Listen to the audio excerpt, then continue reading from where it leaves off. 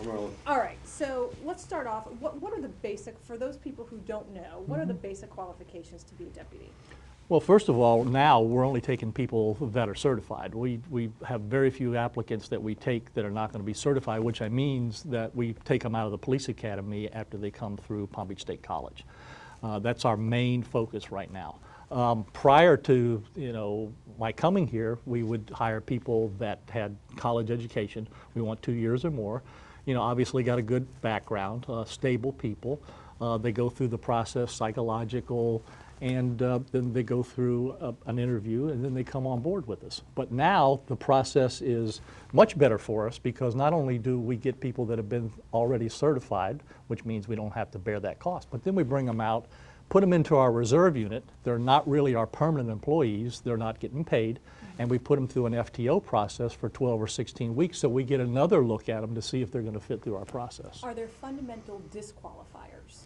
Oh, obviously, if you have a felony background, if you've used narcotics within a fairly recent time period, if you don't have a very good background, and you're just not a good person, we're not going to take you.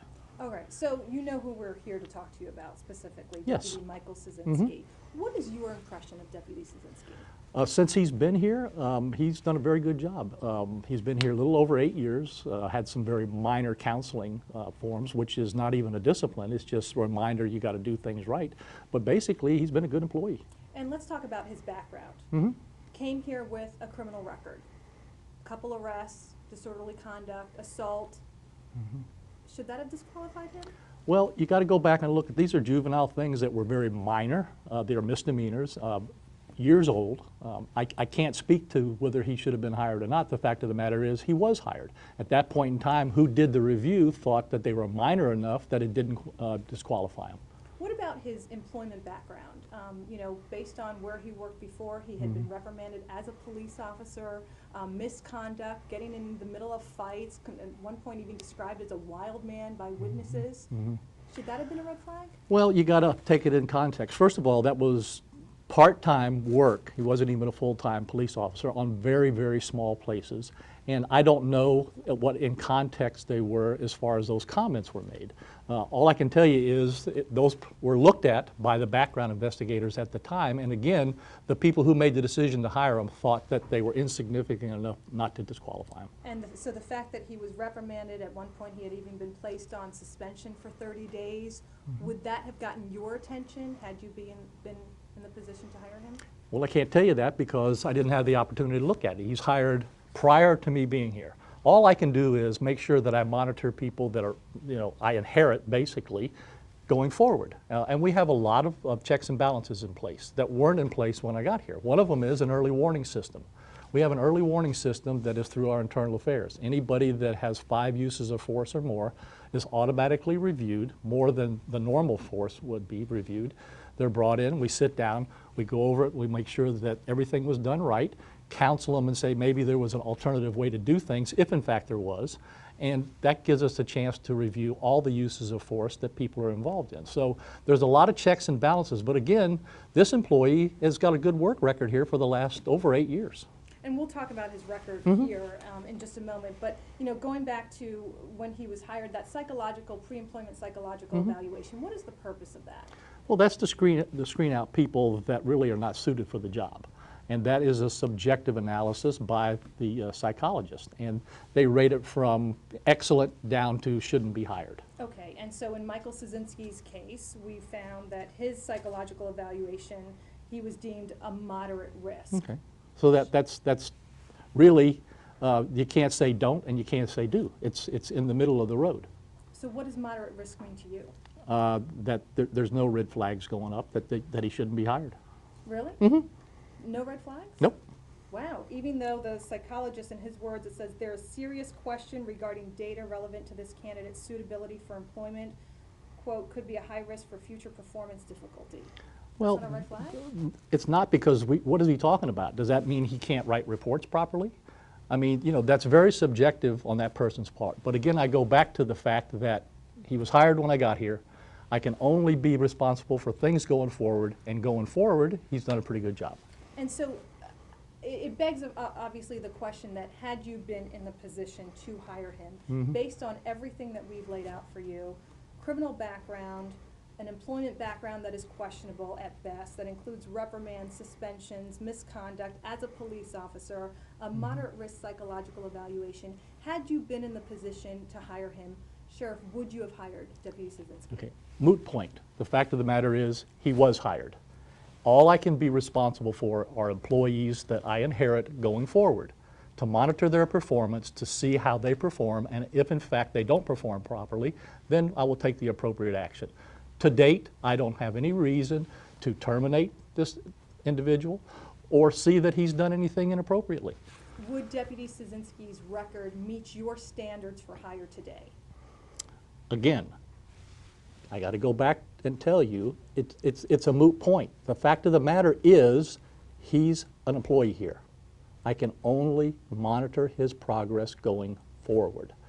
Would somebody with a record like Deputy Szynski's in the past, would that record meet your standards for hire today? If they were minor offenses, like we're talking about here, when he was a young man, and I don't have any other reason to believe that the employment purposes that he was reprimanded under were severe, yes. Misconduct as a police officer is not severe to you? Well, misconduct is a wide range of ways that you can package this thing, okay? Misconduct in a very, very small agency may not be misconduct up here. We may say that, you know what, the fact that you didn't display your uniform properly, which I think was one of those things, is not a huge deal. But again, you're talking a very small agency, and he's not even a full-time officer. He was described as choking a guy that he interfered in a fight with, and was described as a wild man. Does that sound like police behavior you'd like to have on your force? I don't know who the person is that described that. I don't know what his frame of reference is, and I don't know what the circumstances are. So again, we're going back to try to have me second guess something that really has no bearing on what he's done since I've been here going forward. Has no bearing on it whatsoever. So I just want to, let me get this straight. So if somebody comes in with a background, wants to be a deputy, they have some offenses when they were younger, misdemeanor offenses. They have a background that includes an employment background as a police officer, that includes suspension, reprimands, misconduct, a psychological evaluation that is considered moderate risk. You would feel okay hiring that person? I'd have to look at each individual one of them. I have people that do that. I don't personally do that. And then they would have to have the package brought forward based on what they saw. They'd have to go back and look at each individual circumstance. Could you at least recognize this case as something that you would take a closer look at? Well, Is I this a wouldn't, sure hire? yeah, I wouldn't take a personal look at it because I wouldn't see it. But the professionals that I have in place here scrutinize these things. Now, they had people in place during this person's hiring. They obviously looked at all the circumstances, put it in context, and moved him forward. They didn't see a problem with it at that point in time.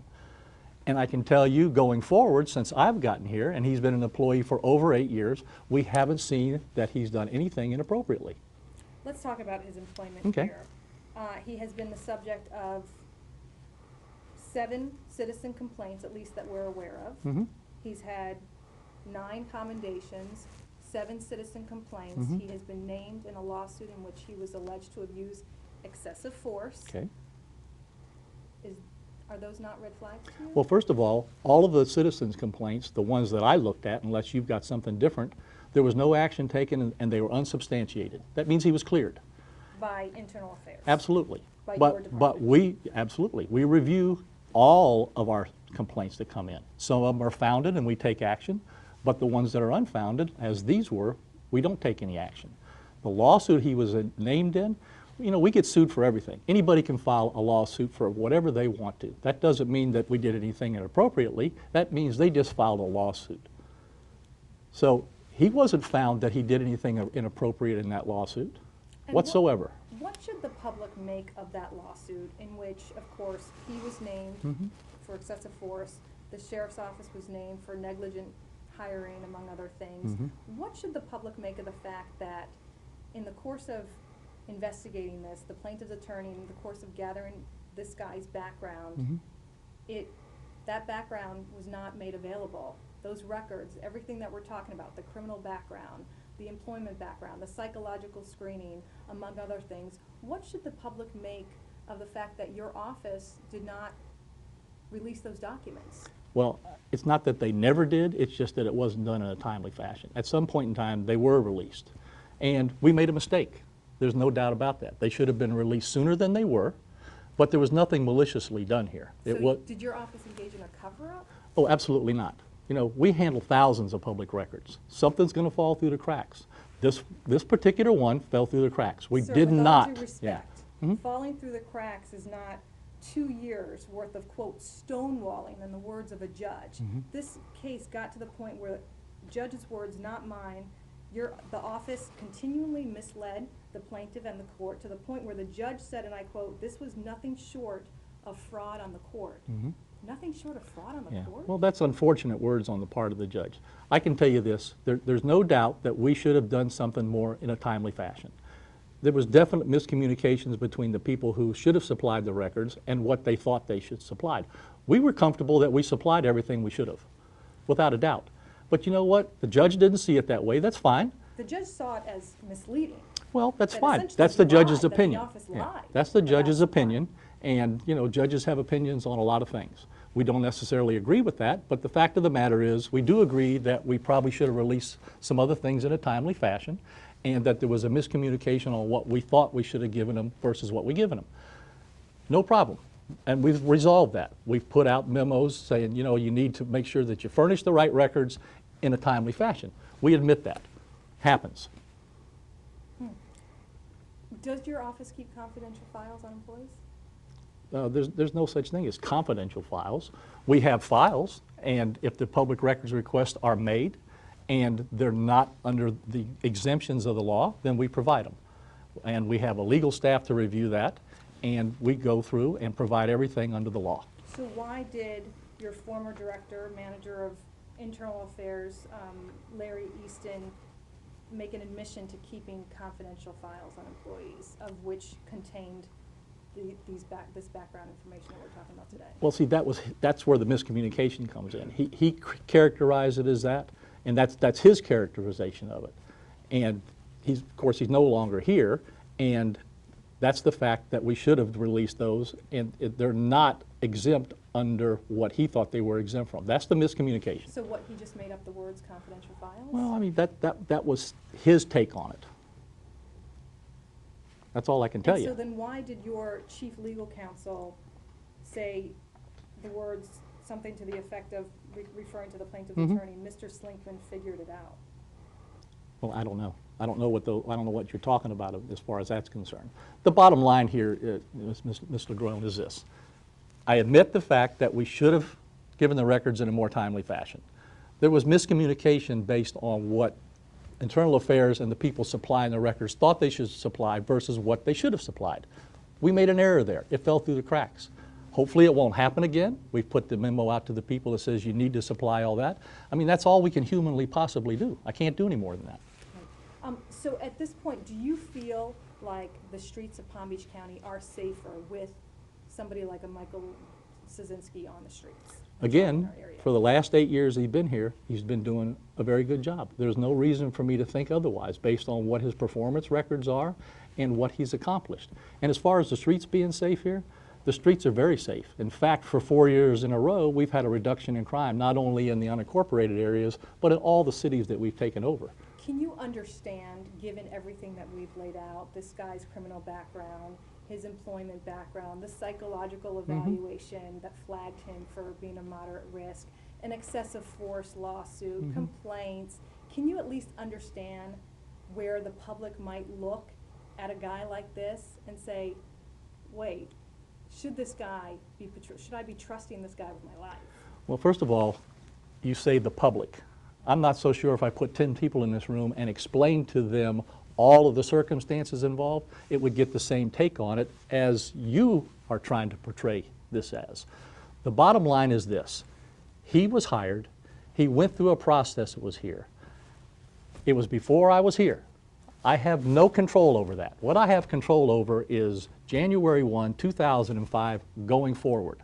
There are plenty of safeguards in place. If in fact an employee was hired prior to my getting here and their performance is not up to standards or they do something inappropriate, I have a very good record with this agency, and this agency has a very good record that we will discipline and or fire employees. So you can fire an employee? Sure, absolutely, absolutely. And we have a very good record of doing that if they act inappropriately. I have nothing at this point in time that leads me to believe that this deputy has acted inappropriately any way, shape, or form since I've been here. Are you concerned that your deputies, that there are deputies on the force that might be taking their power for granted? Well, we're always concerned about that. That's why we have the early warning system. That's why we have a complaint system where people can call us, make a complaint, even anonymously. And we investigate every single complaint, whether it's anonymous or somebody stands up and says, this is what's happened. And if the employee is wrong, Internal Affairs will say they're wrong, and we will mete out the discipline. We have a very good record of that. So I'm very comfortable that anybody out here that has a problem with any deputy can call here, and their complaint will be fully investigated, and then we'll take the action based on that investigation. So how should the public, what do you think the public's reaction should be to when we roll out his background and reveal these different things that we've just discussed today? What would you say to people who say, wait a second, this guy has what? And he was hired and he's still on the streets? What would you say to those people to calm their nerves? What has he done now? What is his record from 2005, January 1st going forward? What has he done here? Has he done anything inappropriately? And has he been a good deputy? And the answer to that will be yes. That's what they should ask. What is he doing now? Period. They should ask that of any deputy in any neighborhood. What are they doing now? And I can tell you right now, I can go to plenty of neighborhoods and ask people that live there, and they will tell you the deputies, not necessarily this particular deputy, but the deputies in general, connect with the community, do a good job, and are held accountable. That's all anybody can humanly do, especially with an agency with 4,000 employees. One of the citizens who had filed a complaint against Deputy Szynski, which once again was unsubstantiated, we should point out, was a gentleman by the name of Sam Brown. I spoke to him this morning, and I really didn't get much further other than to say, I'm talking to you about Deputy Michael Szynski. And you know what his reaction to me was? Deputy Szynski, that guy's a ticking time bomb. Did he kill somebody yet? What is your reaction to that? Again, that's his personal opinion.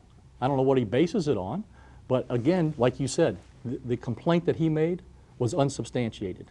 That means there was no credible evidence to believe that the deputy did anything wrong. You know, you can go out here and I can find all kinds of people that have an axe to grind against law enforcement. I mean, at the end of the day, you know, we're not the most popular people on the face of the earth, especially when you give out traffic tickets. But, you know, this is one person that made a complaint and it didn't come out in his favor. So, you know, you got to take whatever bias that he brings to the conversation. Deputy Szynski was involved in a shooting in which he did shoot and kill a man. That case was cleared by the state attorney's office. Just last week we got the word of that. And rightfully so. Right. Do you understand why that man's family might have some concerns given what we've laid out about Deputy Szynski's past? Well, you know, you're going back to people that have an automatic bias. I mean, they're going to have a bias right now because they don't think the thing should have happened to start with. And you know what? We wish it should have never happened to start with. And if that person hadn't been selling drugs, if he hadn't been intoxicated, and he hadn't fought with the deputies, and he didn't have a firearm on him, and he didn't try to grab the firearm, none of this would have happened. So you know whose fault this is? It's the person that got killed's fault. It's not Deputy Szynski's fault. He's fighting for his life. They called us there. We just didn't go by and all of a sudden say, hey, there's a guy in a parking lot, and now we're going to get a fight. You know? There's no deputy out here ever that gets up, wants to go to work and says, you know, geez, tonight I'd really like to get involved in a shooting. That's not the way this works. They called us there to resolve a problem. So if the family wants to blame somebody, why don't they blame the person that was involved in that illegal activity to start with? The one question that I'm sort of surprised that you're not answering is if somebody like a Deputy Szynski with the background that he had coming into this department was applying today, would you hire him? But see, I did answer that question for you, and I'm going to answer it again. Number one, I don't have any control over whether he was hired or not. The fact of the matter is he was. He's had a good record going forward, all right? So that's a moot point. Now, would I hire somebody that has a felony arrest? No. Would I hire somebody that is a high risk as far as their psychological is concerned? Absolutely not, and we don't. But the safeguards are here now, without a doubt, to believe that the people that we bring on board have been scrutinized very heavily, not only by our background, but because they're at the police academy, they've got a second background check. Then we take a third look at them here before they even come on as a full-time employee, and then they're monitored after that with an early warning system. So I've got a lot of safeguards in place to assure the public that we're getting the highest quality, best trained deputy that I can put on the street. Because when you call and you want a deputy to come help you, I want you to feel comfortable that he's the best trained, best equipped, best educated deputy that I can possibly find. You're still not answering the question. Yeah, I am. That's the answer, and it's not going to change. These safeguards that you put in place, why did you put those safeguards in place?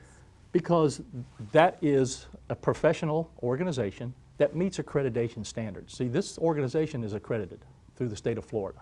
And in order to get that accreditation, you have to have certain standards in place. But I brought an IA system here, an internal affairs system that I used in West Palm when I was a police chief that was rated as a best practice. So I changed the internal affairs system totally when I got here.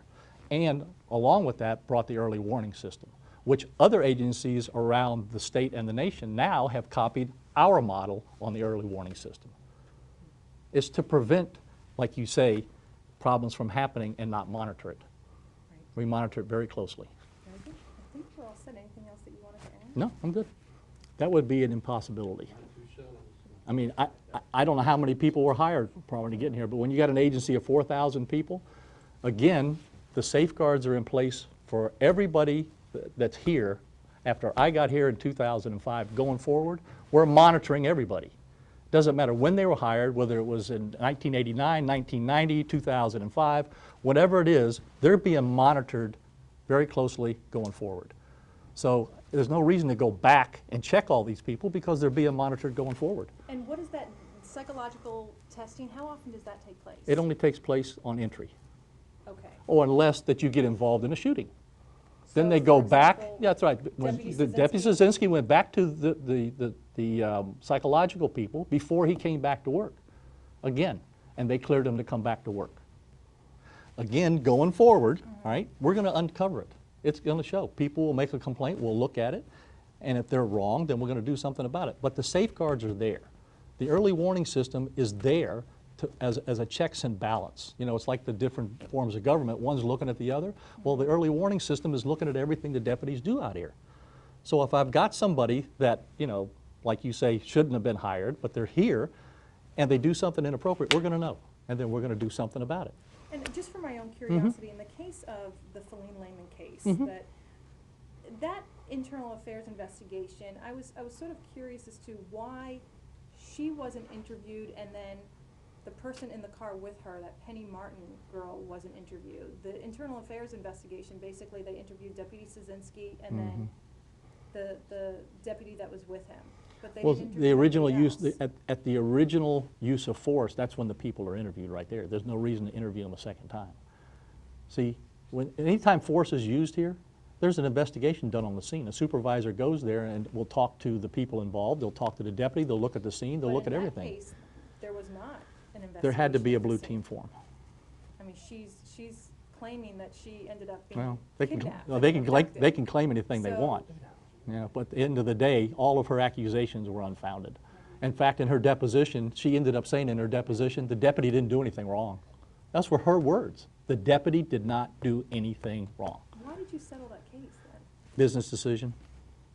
Happens all the time. It would have cost me more to go back and try that case again, pay the lawyers again, and I already got a judge that's unfavorable. So it didn't make any sense. Unfavorable because. Because of the with all due records, yeah. respect, Nothing to do with Szynski. Right, given the fact yeah, that you didn't cooperate. yeah, yeah. And we realized that, so we made a business decision, settle it, and then go forward. Great. Thank you very much. All right? What was that? I had another question Okay, for you. yeah. going back to the psychologist Mhm. evaluation, the moderate risk, you Yeah. said that's really not that big of a deal. No, it's not. I mean, it's kind of like, it's not vanilla, it's not chocolate. It's kind of in the middle. It doesn't say that you're bad, it doesn't say that you're good. It's a moderate. So I guess, so you can't find people that are low or no risk? Well, yeah, you can, but the fact of the matter is that's what he rated at the time. So there's nothing to say that he's good, bad, or indifferent at that time. That wasn't be a disqualifier. It wouldn't be a disqualifier now for anybody. It wouldn't be, moderate risk would not disqualify somebody No. from getting hired No, here. no. So I guess it sort of begs the question though, what, that standard is good enough Yeah, it is. for PBSO to have Yeah, a moderate yeah, risk, but- a psych but- eval but- that's but- flagged but- for? It depends on how you package this. A moderate doesn't mean that you're going to be good. It doesn't mean that you're going to be bad. It just means that you're capable of going forward in the process. Okay, and I guess, you say that it doesn't mean good or bad, and I'm just going based on what the Yeah. the psychologist says, Mhm. and he doesn't quite put it that innocently. He puts it, there's serious question regarding data relevant to this candidate's suitability for employment, suggests very careful scrutiny of all records. That doesn't sound so laid back as you seem to be putting it. But again, you got to understand, what is he talking about at that particular point in time? Does that mean that he's not capable of doing good reports? Does that mean he's not capable of making it through the police academy? I mean, it means go back and look at the data to find out if he's going to be capable of doing the job. Doesn't mean that he can't. It just means that you need to look at it any farther. But again, those are the people at the time that looked at it in 2004. Right. They made the decision that it was okay to go forward. So going forward, he hasn't had any problems here going forward. Right. I guess I'm just surprised, if we take him out of the equation, to hear you say that somebody that is flagged for being a moderate risk on their psych eval doesn't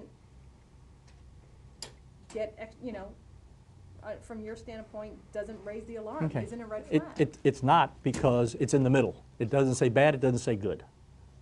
Absent whatever other stuff that you got on that piece of paper there with that individual, it doesn't say bad or good. Now, if But I it's good had enough if for I you. had 10 applications here and I got one that's low and one that's moderate and everything else is equal, then you'll take the low. But that's if everything else is equal. Right? You can't just hang it on the one thing. That's why in the process there's a long litany of things in the process. One thing, unless it's horrible, that says high risk, don't ever do it, won't disqualify you. Right? It's only one step in the process. And again, I got to go back, it didn't disqualify him then. And it wouldn't disqualify him now. moderate It risk. depends on Everything else. everything else that's involved here. There's a large package here. It's a global concept. It's not one particular thing. So moderate risk is. It's moderate good enough for risk. PBSO. It doesn't mean it's bad, doesn't mean it's good. So if, I have to say, so if a doctor determined that you had a moderate risk of cancer, that would be okay with you? That would Well, be, guess what? Right now, us sitting here right now, we both might have a moderate risk. That means you possibly might get it, and you possibly might not. You're in the middle, right? but, There's nothing to say you're gonna, and there's nothing to say you're not. but with all due respect, these are people who you arm with a gun that Yep. are responsible for keeping me and my family safe. Mhm. Moderate risk sounds a little unsettling to me. No, again, it's not saying you're bad, and it's not saying you're good, but it's not the breaking point in the whole process. There's everything else involved here. All right? Again, what has he done going forward? What has he done for the last over 8 years? There's nothing that he's done that indicates that he's done anything inappropriately. Nothing. Okay, thank you. So it is what it is. All right.